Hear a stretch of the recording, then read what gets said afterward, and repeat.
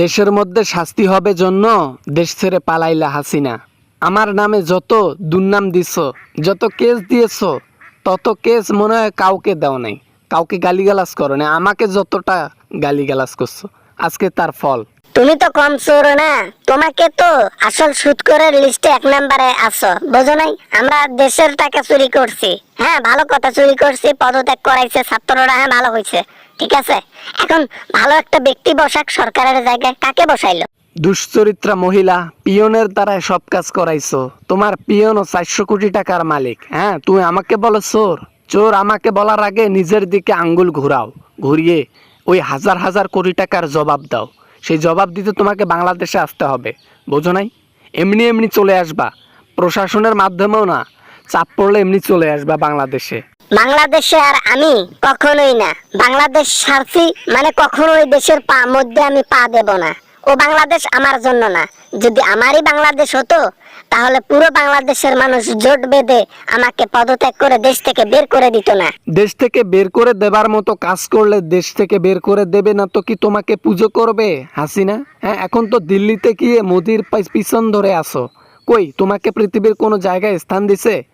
আর আমি ইউনুস যদি দেশের বাইরে যাই, আমাকে কোনো দেশ মানা করবে না, উল্টো স্যার স্যার বলে অভিনন্দন করবে, আমাদের দেশে থাকুন আপনি স্যার।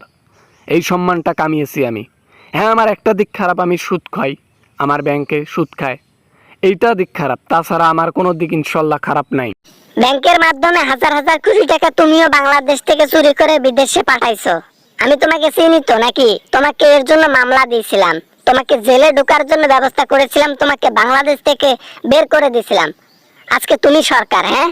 আমি একবারও আগ বাড়াইয়া বলি নাই যে আমি সরকার হব, আমাকে এই পদবি দেন। দেশের মানুষ আমাকে রিকোয়েস্ট করছে যে স্যার, এই সরকারের পতনের পর যে কয়েকটা দিন নির্বাচন হবে না, আপনি উপদেষ্টা হিসেবে থাকুন, প্রধান উপদেষ্টা হিসেবে। এই জন্য দেশের মানুষের ভালোর জন্য, দেশের মানুষের আমি উন্নয়নের জন্য আমি নিজে এই পদক্ষেপ নিয়েছি।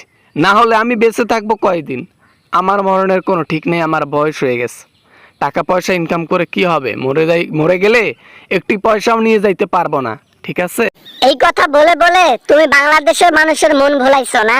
এখন বাংলাদেশের মানুষ তোমাকে নির্বাচিত করেছে যে তুমি সরকার হবা।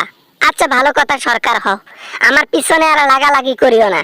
আমি তোমার পিছনে লাগছিলাম, ওই হিসাব ওই পর্যন্ত ছিল, এখন আর এই হিসাব নতুন করে খুলিও না। তুমি করে বলবা না, বলে দিলাম আমি তোমার অনেক সিনিয়র, ঠিক আছে? আপনি করে বলুন, ঠিক আছে? সম্মান দিয়ে কথা বলুন। আমি যেভাবে কথা বলতেছি ওইভাবে কথা বলুন, আজে বাজে কথা বলবেন না। আপনার সাথে আমার একটি বিন্দু কথা বলার সময় নেই, তারপরও আমি খোঁজখবর নিতে একটু কথা বলা ট্রাই করলাম, ঠিক আছে? সমস্যা নেই। এই হিসাবের খাতা নতুন করে খোলা হয়েছে, আমার হিসাব তো তখনই ক্লোজড হয়েছে। এই হিসাব জনগণের হিসাব, এই হিসাবের প্রত্যেকটার জবাব আপনাকে দিতে হবে।